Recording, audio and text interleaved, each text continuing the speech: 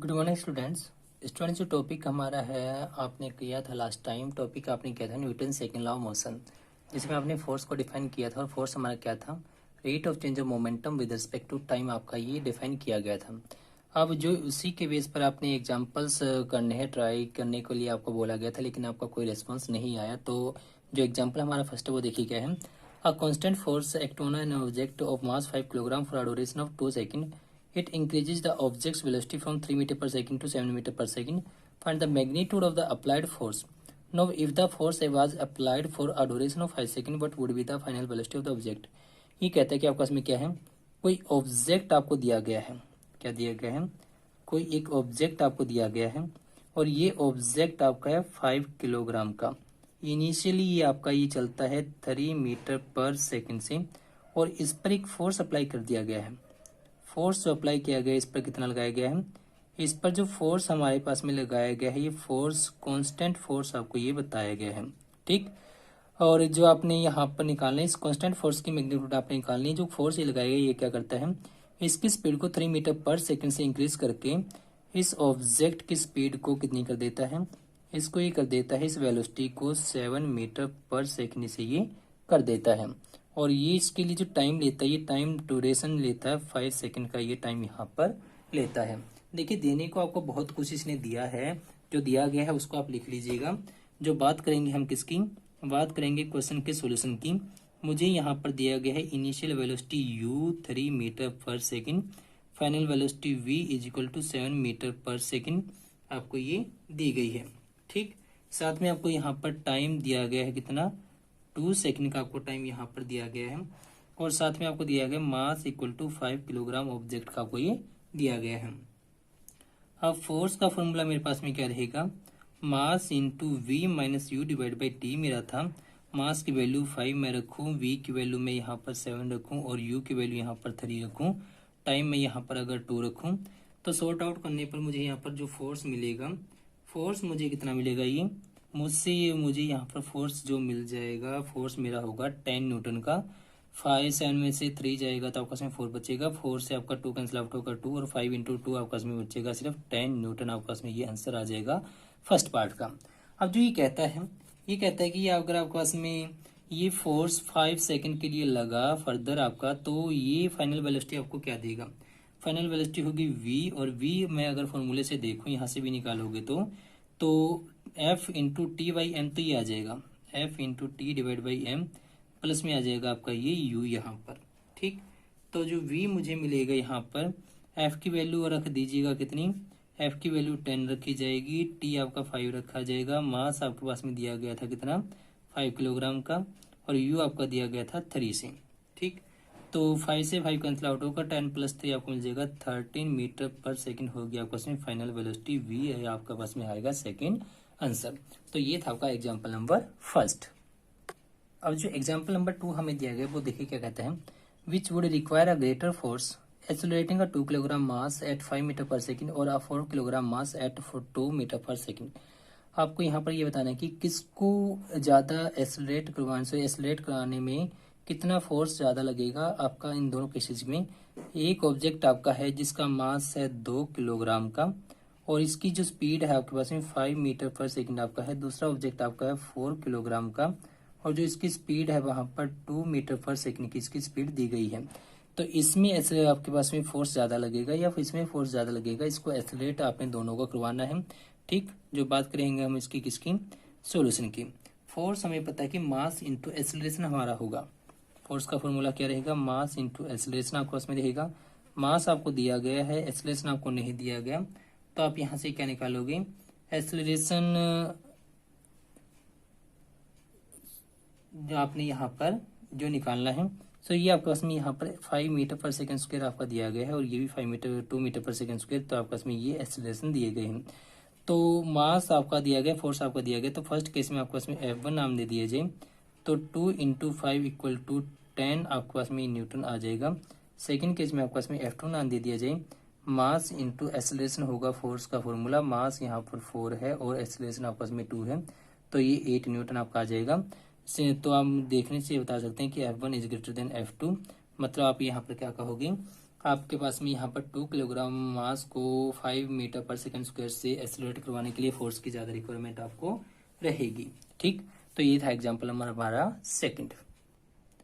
तो एग्जाम्पल हमारा 9.3 दिया गया, वो कहता है क्या, a motor car is moving with the velocity of 108 kilometre पर हावर। किस वेलोसिटी से मूव करता है? 108 किलोमीटर पर हावर से मूव करता है। It takes 4 second to stop after the brakes are applied. Brake apply करने के बाद ये 4 सेकंड का टाइम लेता है स्टॉप करने में। Calculate the force exerted by the breaks on the motor car if its mass along with the passengers is 1000 kilogram. अब देखिए, आपको दे दिया गया मोटर कार का जो मास है, जो उसके अंदर पैसेंजर्स बैठे हैं उनके साथ मिलाकर 1000 किलोग्राम मास है। उस पर ब्रेक अप्लाई कर दिए गए और 4 सेकंड में ये रुक गया है। ठीक, और 108 किलोमीटर पर हावर से ये मोटर कार आपकी चली हुई थी। तो आपसे पूछा कि कितना फोर्स इसमें लगा होगा। देखिए, ब्रेक अप्लाई हुई है, फोर्स आपका लगा है, तो रिटार्डिंग फोर्स आपका ये यहाँ पर बनेगा। ठीक, जो यू हमें यहाँ पर सॉल्यूशन की जो बात हम करेंगे, जो हमें दिया गया 108 किलोमीटर पर हावर, ये क्या रहेगा? इनिशियल वेलोसिटी यू 108 किलोमीटर पर हावर जो आपकी थी, तो 108 मल्टीप्लाई कर दीजिए 5/80 मीटर पर सेकंड में आपका ही कन्वर्ट कर जाएगा। ठीक, तो आपके पास में जो मीटर पर सेकंड में आपके पास में बचेगा 30 मीटर पर सेकंड, आपके पास में यू की वैल्यू आ जाएगी। इन फाइनली ये स्टॉप करेगा तो वी आपके पास में 0 मीटर पर सेकंड आपका बचेगा।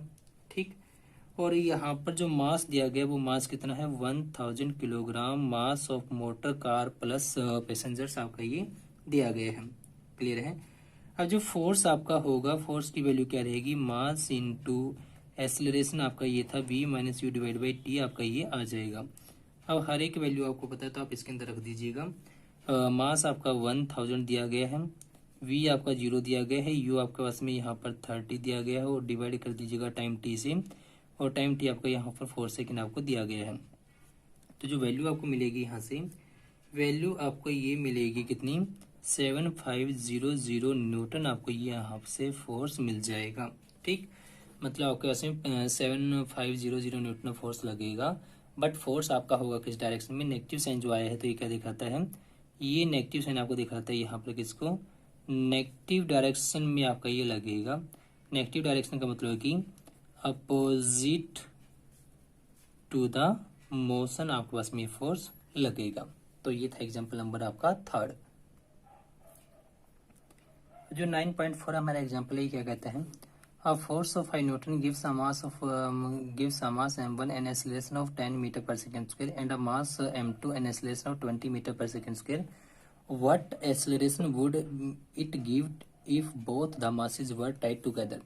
देखिए, जो हम इसकी बात करें सॉल्यूशन की, बड़ा आसान सा क्वेश्चन ये है। यहाँ पर एक मास हमें दिया गया जिसका है वैल्यू कितनी? m1 ये बताई गई है, और एक मास दिया गया जिसकी वैल्यू बताई गई है m2। ठीक, इस पर फोर्स आपका लगाया गया है कितना? 5 न्यूटन का फोर्स इस पर लगाया गया है, और यही 5 न्यूटन का फोर्स आपका इस पर दूसरे मास पर भी लगाया गया है। m1 में ये जो एक्सेलरेशन देता है, m1 जो एक्सेलरेट करता है, किसके साथ एक्सेलरेट करेगा? ये 10 मीटर पर सेकंड स्क्वायर के साथ ये एक्सेलरेट करेगा। m2 आपका जो एक्सेलरेट करेगा ये एक्सेलरेट करेगा 20 मीटर पर सेकंड स्क्वायर के साथ में ये एक्सेलरेट आपका करेगा। अब जो आपसे पूछा कि आपने कहा इसने, अगर दोनों मासेस को, जो मासेस m1 प्लस m2 आपके हैं, अगर कैपिटल M इसको नाम दे दिया जाए, एक साथ दोनों को रख दिया जाए, तो टोटल एक्सेलरेशन कितना इसका होगा? कितना एक्सेलरेशन ये इसको देगा, ये हमने यहाँ पर निकालना है। तो पहले आप m1 m2 की वैल्यूज निकालिए। हमें पता है कि force F equal to mass into acceleration होता है।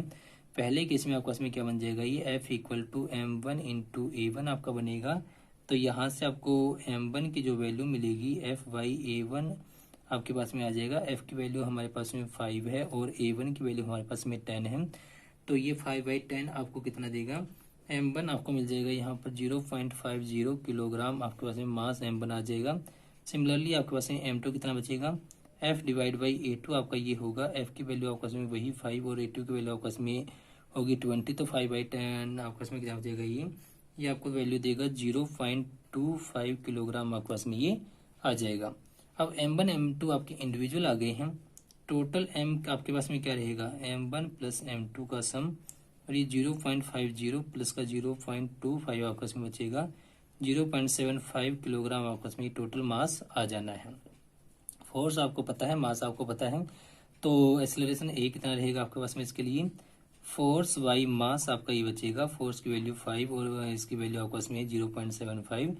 तो जो 5 बाई 0.75 आप करोगे तो आपको जो वैल्यू मिलेगी यहाँ से 6.67 आपके पास में मीटर पर सेकंड स्क्वायर में आपको आंसर यहाँ से मिल जाएगा। क्लियर? तो था ये एग्जाम्पल नंबर हमारा 4th। जो एग्जाम्पल 9.5 हमारा है, the velocity time graph of a ball of mass 20 gram moving along a straight line on a long table is given in figure. अब देखिए वेलोसिटी टाइम ग्राफ आपको दिया गया है, जिसमें इनिशियल वेलोसिटी है ऑब्जेक्ट की 20 मीटर सेंटीमीटर पर सेकंड और फाइनल वेलोसिटी है 0 और टाइम ये लेता है इसके लिए 10 सेकंड का और मास उसका 20 ग्राम का। ठीक, how much force does the table exert on the ball to bring it to rest. अपने फोर्स निकालना है। अब जो बात करेंगे हम इसके सॉल्यूशन की, तो फोर्स जो हमारे पास में रहेगा ये मास इंटू एक्सेलरेशन आपका रहेगा और एक्सेलरेशन रहेगा v माइनस का u डिवाइड बाई टी से। मास आपका 2 ग्राम का है, 2 ग्राम जो आप यहाँ पर रखोगे, जो आपने यहाँ पर रखना है। ठीक, तो मास आपका दिया गया है और आपका यहाँ पर जो टाइम है वो आपको दिया गया है। क्लियर है?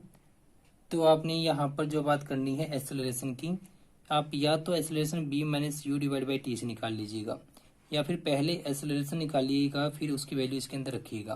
क्लियर है? तो जो अगर हम इसको डायरेक्ट यहाँ से करना चाहें तो हम पाएंगे कितना मास हमें दिया गया है 20 ग्राम। 20 ग्राम आपको ये दिया गया है और ये जो वैल्यू आपकी है v की, ये आपके पास में 0 है और जो u आपका है ये आपका है 20 सेंटीमीटर पर सेकंड और टाइम t आपका है यहाँ से 10 सेकंड का। तो यूनिट्स के कन्वर्जन आपको देखने पड़ेंगे। अब 20 ग्राम में कितने किलोग्राम आपके होंगे, आपको पता है कि 1 किलोग्राम में आपका इसमें 1000 ग्राम होते हैं या फिर 1 ग्राम में आपका इसमें 1/1000 ऑफ किलोग्राम होंगे और 20 ग्राम में आपका इसमें 1/1000 इंटू 20 किलोग्राम आपके होंगे। तो आपका इसमें कितना बचेगा 2/100 किलोग्राम आपका ये बच जाएगा। अब सेंटीमीटर पर सेकंड में आपकी बात है, सेंटीमीटर पर सेकंड में आपकी बात है, मीटर पर सेकंड में हमें इसको कन्वर्ट करना है। तो जो हमें दिया गया है यहाँ पर देखिए, हमें पता है कि 1 सेंटीमीटर पर सेकंड इक्वल आपके पास में होगा किसकी, 1 सेंटीमीटर में आपके पास में 1/100 ऑफ मीटर पर सेकंड आपका ये बचेगा। ठीक, तो 20 सेंटीमीटर पर सेकंड में आपके पास में क्या बचेगा, ये 20 इंटू 1/100 मीटर पर सेकंड आपका ये बचेगा। तो ये वैल्यू जिसके अंदर आप रखिएगा, तो 20 वाले में आपको बचेगा 2/100 किलोग्राम मल्टीप्लाई हो जाएगा 0 माइनस का 20 में आपका इसमें बचेगा कितना 20 divide by 100 metre per second और इसको डिवाइड कर दीजिएगा 1/10 से। तो ये 2/100 आपका बचेगा और 20 डिवाइड बाई 100 आपका बचेगा 1/10 आपका बचेगा विद नेगेटिव साइन आपका ये आना है। 0 से आपका 0 कैंसिल आउट करेगा तो ये आपका 4 डिवाइड बाई 1000 आपका इसमें आ जाना है। जो f की वैल्यू आपको यहाँ से मिलेगी, f की वैल्यू आपको यहाँ से कितनी मिलेगी, f आपको यहाँ से मिल जाएगा -0.0004 न्यूटन आपको यहाँ से फोर्स मिल जाएगा। ये होगा हमारा फोर्स जो लगेगा इस बॉल को रोकने के लिए। क्लियर? तो ये थे हमारे एग्जाम्पल नंबर 5th जो लास्ट एग्जाम्पल था आपका। और यहाँ तक आपके जो 5 एग्जाम्पल्स थे सेकंड लॉ के बेस पर आपके हो गए हैं। अब जो नेक्स्ट टॉपिक हमारा रहेगा वो रहेगा न्यूटन्स थर्ड लॉ को लेकर। Thank you.